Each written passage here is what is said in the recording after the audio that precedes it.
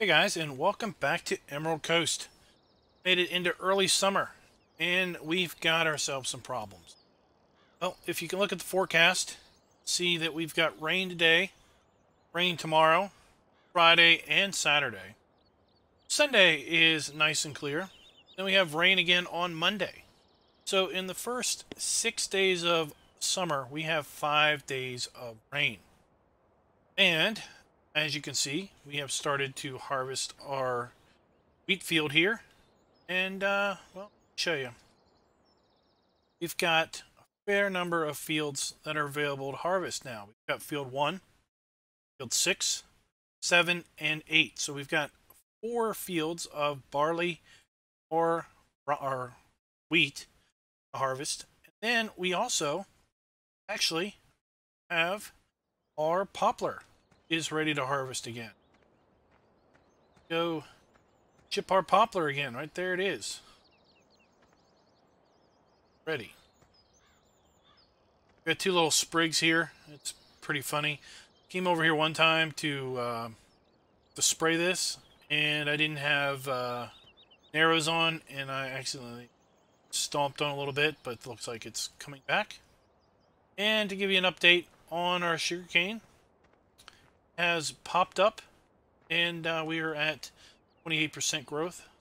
We're probably needing to fertilize our sugarcane also at this point. But our biggest concern at the moment totally relates to our wheat fields, our barley fields. 5 days of rain and needing to get these fields flipped around so that we can, so we can get soybeans. I typically don't do this, but our truck was stuck here on the fence. So in order to try to get our field harvested here, we've got our harvester running course play. We've got our grain truck running course play. Now I did try to use our gravity wagon and a tractor that had dual front and rear wheels to minimize our compaction. So we had rain yesterday. So it's technically 6 out of 7 days of rain if you factor in the last day of spring. And basically, ground is soft. And as such, we need to harvest, but we also don't want to tear our fields up too terrible much with respect to wanting to get these flipped around and planted in soybeans. Let me go ahead and get him going again. Back here. It's the 6410 that we brought over here. Gravity wagon. Taking air out of the tires on both of these. Had it such that the gravity wagon was not compacting the ground. The tractor here was doing a light compaction. I actually had the case here on the gravity wagon with dual front and rears, and it was pretty good with compaction. But for some reason, that harvester does not want to empty into the gravity wagon. It's only wanting to empty into that truck. So we're using the truck for what it's worth here on the field, and since we haven't plowed this field anyway, it's okay because it's just going to need to be plowed. We're not going to plow it between our wheat and our soybeans. It's going to come straight in here, cultivate it real fast, and then soybeans in. You know, if the ground dries out, I mean, we got Tuesday and Wednesday there, days 7 and 8 of summer. Look like they're going to be sunny. Hopefully day 9 is sunny. See, we only have, well, day 8, last day that we can put soybeans in the ground. So we're pretty much, we see the picture right here as to what we have available to us as far as getting these fields flipped around, barley and wheat, into soybeans. And of those 8 days, we've got 5 days of rain. So will we be able to get this done? Are we going to be able to double crop these fields? Not too sure at the current moment, but we're going to give her the old college try. That's for sure. Now, speed things up here. I've got our New Holland hooked up with dual rears and single front here to our baler, and we're going to send him off same course as our harvester. We're going to limit him to 6 miles an hour. He does not overtake the... Don't want him to overtake... Oh, wrong mode. We don't want him to overtake our harvester. The harvester's running at 6 miles an hour. It's got basically almost 2 full headlands lead on this guy. And then our harvester's going to be stopping periodically to unload and everything. Going to get him going. And then we're going to drive around in our case, basically picking up bales out of the field, because we need to clear the field of bales basically as fast as we can, because we don't need our harvester or our truck getting hung up in these bales. But what we're actually going to do is we're not going to take these bales all the way back to the cow farm, because I'm worried that it's going to take us too long to run back and forth up and down the road. What we're going to do is we're just going to follow this guy around, pick up bales. We're going to take him up here to the open-sided shed up here at the arable farm and just put him in there for now. And then at some point later, when we don't really have to worry about rain or really speed, pretty much when we have the time, we can come back and just pretty much transport those bales up to the cow farm.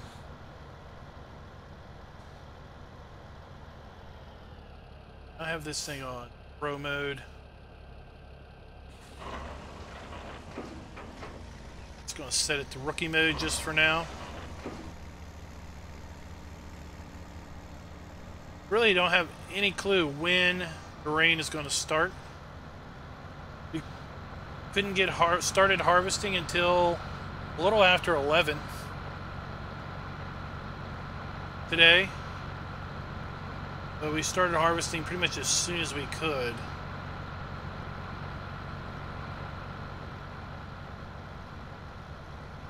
So, no, we might finish. Might get stopped at 2 o'clock. We might be able to go all the way to 6 o'clock. Hard to say when it's going to rain, but we do know the rain is coming. And we need to try to get as much up off the field as we can. So if we have any chance at getting these 4 fields flipped around for soybeans. We weren't trying to double crop. And, oh, you serious? If we weren't trying to double crop, then we just might, we might just sit back and wait, see what the weather holds, in midsummer. Worry about harvesting these fields on day 7 and 8, day 9 in late summer. But we want to try to get those soybeans to maximize our profits. We also have soybeans we need to sell. We pick up this bale. I'm going to check the prices, because I think it's either today or tomorrow is going to be the best day to sell these beans. Looking at the statistical average. Look at soybeans. It's actually a...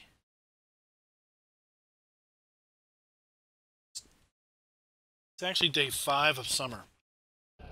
Is statistically the best time to sell. Out there at $37 a bushel, and the price is falling. Something to be said. Where else we stand? Losing money the last couple of days because we haven't had an opportunity to sell any milk. Got a lot of milk we need to haul. A lot of milk, 18,000. So that's basically 2 loads of milk there. All and whatever we happen to have in the truck. Did sell a fair bit of wool. Pull up this. $59,000 of wool we sold on Saturday.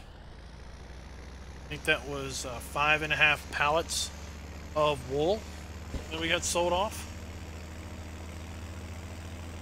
And we got the hay made on all 3 of our hay fields. And would you know, we actually had 160 hay bales off of the big field. In total, we had about 210 bales of hay off of all 3 of those fields with just 2/3 growth. So we went ahead and mowed those and fertilized all those with slurry. Well, we fertilized the 2 small fields with slurry.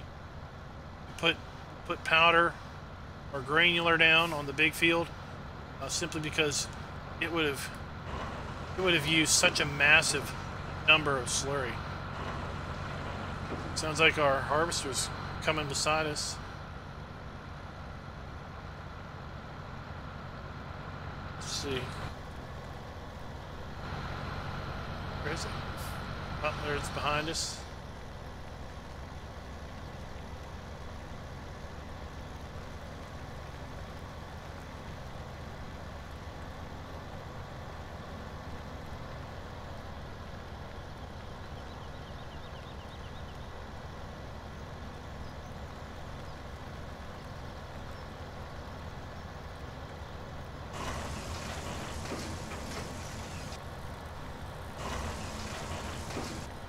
All hands on deck today. That's for sure.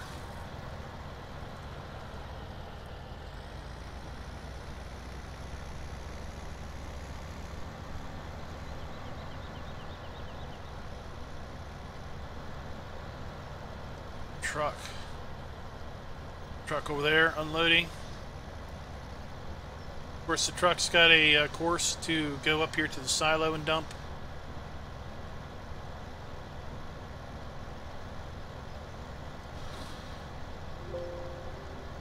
Get rid of that.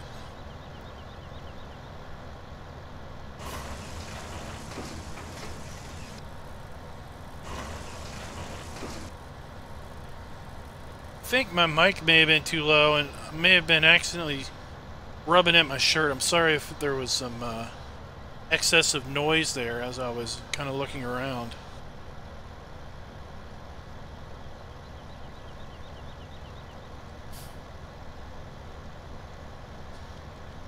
Let's turn that off. I was getting a little worried. Seeing headlights, I'm like, oh no, is it getting dark? It's the telltale sign that rain is coming.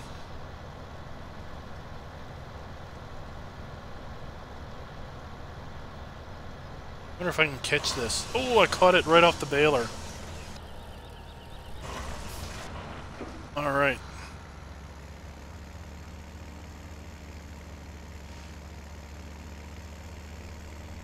Let's go ahead and dump this load. Like I said, the goal is to try to keep these bales off of these fields as fast as possible. We don't want them accumulating.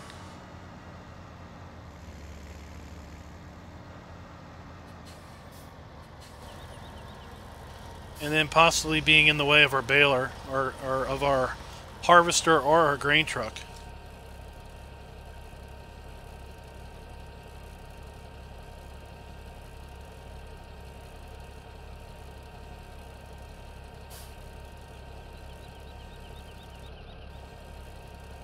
They'll be protected here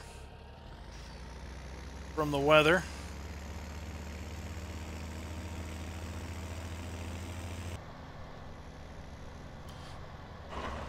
So guys, I want to first apologize that I had to kind of put a quick cut to the recording earlier, and that's what the quick cut there was. I was recording the video, and then I had to deal with an emergency real quick, so I didn't have an opportunity to say anything.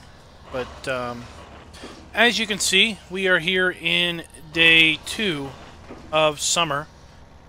Basically what happened was right around 2:45 yesterday, the rain started to come, so we had to pretty much put a quick halt on our harvest, and it rained pretty much for the rest of the afternoon.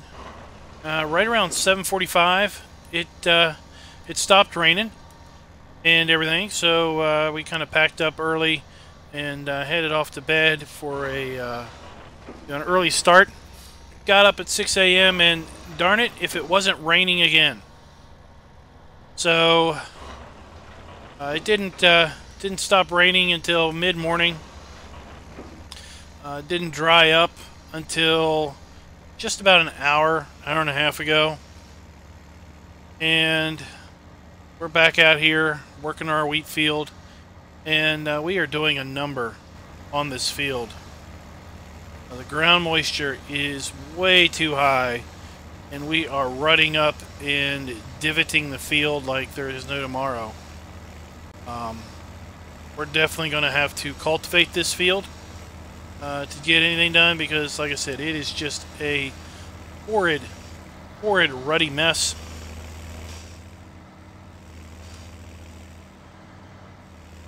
We've got our helper back working the harvester again. We got a helper running the truck and running the baler, and we are just stuck here running the bale trailer.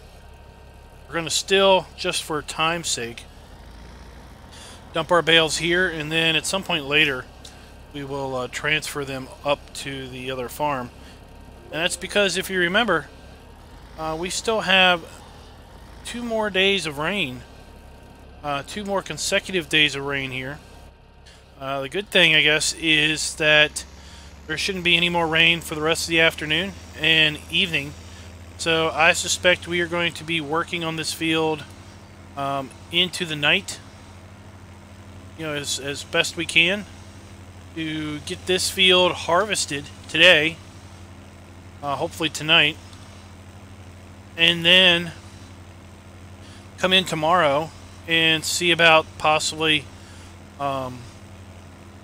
getting this field cultivated tomorrow. Maybe getting a coat of fertilizer on it and everything, so that we can then get this field flipped around with soybeans. Meantime, we're going to be over on another field harvesting, weather permitting, tomorrow, until basically it rains again. And we're just going to keep working on this until we can get all of our fields harvested.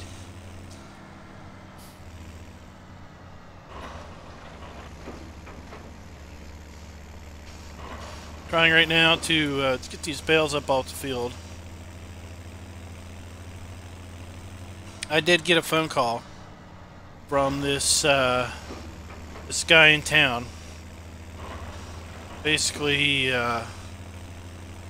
called me up and made me an offer that I really couldn't refuse, but really don't have the time to deal with. And that is to, he's got a tractor or something for me. Wants me to come take a look at. Claims it's probably would work really good here on our farm. Not sure what he's doing with a tractor, because he just lives in a house fact, he's kind of known as a, he's kind of a rich, eccentric fella. Best to understand, he's into racing. And he's got himself some type of exotic race car. So we're going to go ahead, since we're kind of caught up with the bales, I'm going to go ahead and park this here. And see if we can't run down there real quick. So let's park this right here.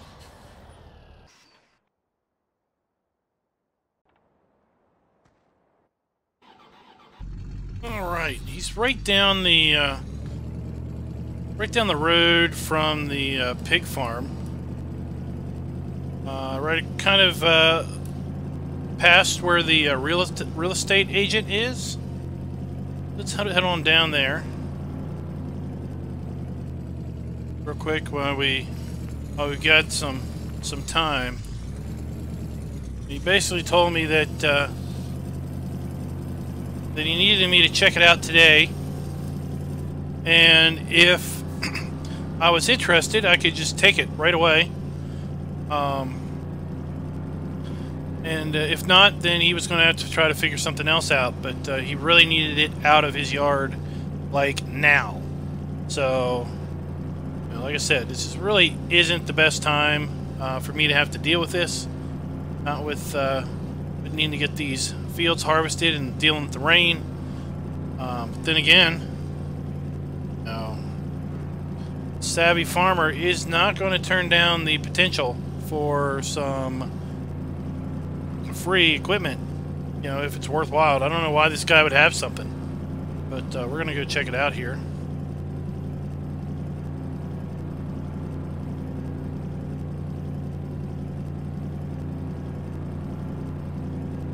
Come on.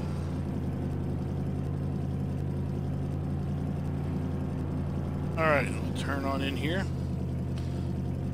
Said we'll run down here, past the pig farm, down by the real estate agent. Basically told me to look for a white Mercedes SUV in the parking lot, or in the driveway. It's got a big house with one of those wraparound porches. Like I said, I think the guy's got more money than he knows what to do with.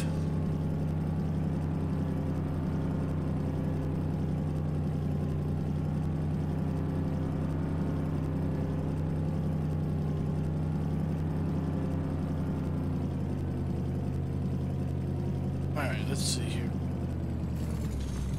So there's the real estate place. Let's see here. Can I get there from here? Yep, I can indeed. Alright, well, it's obviously none of these trailers. There is a wraparound porch, but no. Oh, here it is. This is definitely the place. There's the Mercedes SUV in the parking lot.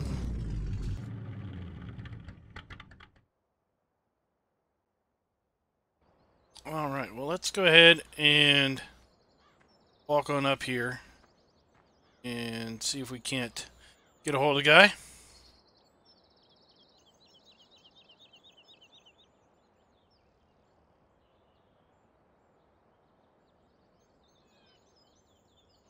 Alright, well, he told us that it's around back. It's around back behind the garage here. But he did mention something about a... Ooh, look at that. Got himself quite an exotic race car there in the driveway. Like I said, this guy's got more money than he knows what to do with. I think the deal is, if I'm not mistaken, he shares the same name as the name on the real estate shop down there. So I've got half of a mind that he, well, he's a big wig real estate agent. And he said it was back here, but oh my. back here behind the garage, he said he bought what he thought was a Finnish lawn tractor. He thought that it would be kind of pretty cool to have this exotic lawnmower. And well, this is not a lawn tractor. This is a rather large tractor with turf tires, basically. Let's go ahead and hop on up in here and check it out. All right. Wow. This thing looks pretty sweet. See, the keys are already in it. Let's go ahead and fire it up. Ooh, listen to that. Listen to that.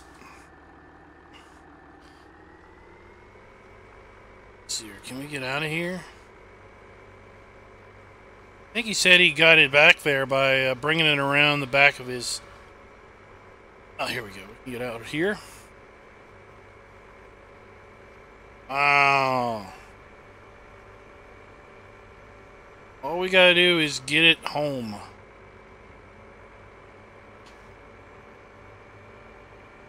Sweet. Oh, listen to that thing.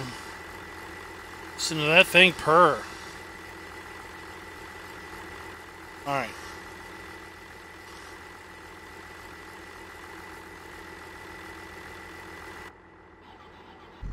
He told me he'd be willing to drive my truck back. All we needed to do was give him a ride back to the house after we got this back to the farm. Ooh. That. Let's see what we can do here. 24 miles an hour. Not bad. We'll deal with that. That's for sure. Nice little tractor, though. I think he said it was around... I mean, come on, guy. I think he said it was something like 160 horsepower. Okay? I mean, 160 horsepower lawn tractor. I mean, really? I mean, come on.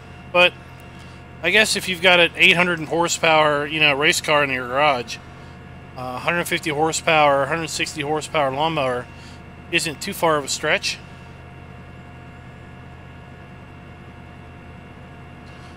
I don't know if we're going to be able to put this guy to work right away or what, but I suspect we're going to give this guy a good workout here in the next little bit. We might use him to plant our soybeans.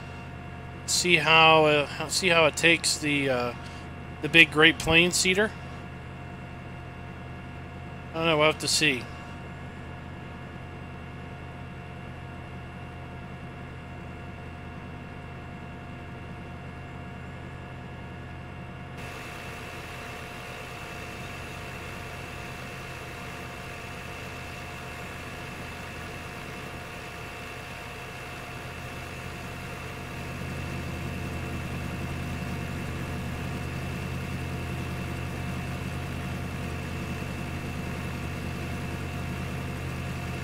Guess we should have our flashers on for safety.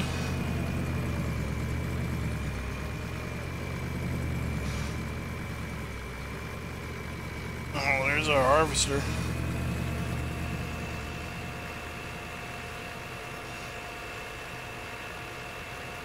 We're harvesting our field away. And look at all those. Oh my goodness, look how we're tearing that field up. That is just complete travesty right there. That is for sure.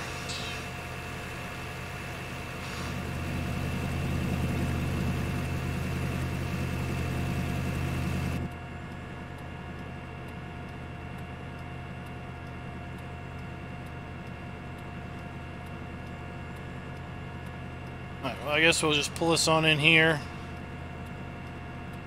Take this guy back real fast.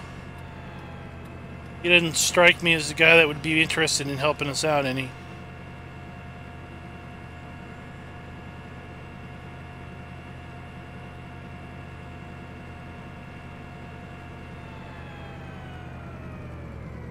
Park it right here for now.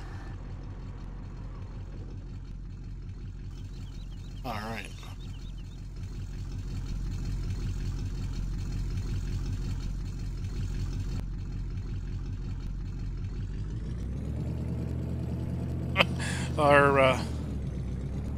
Our guy looked an awful lot like a lady right there, didn't he?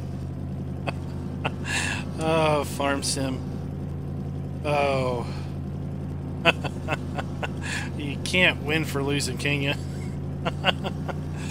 Reminds me of a video series Mark DuPont did, where he had one specific hired helper that he always used, and he named her something. I don't know what he named her, but the storyline is that he basically hired her out of the local diner, and that was the only person that he ever allowed to work on his farm.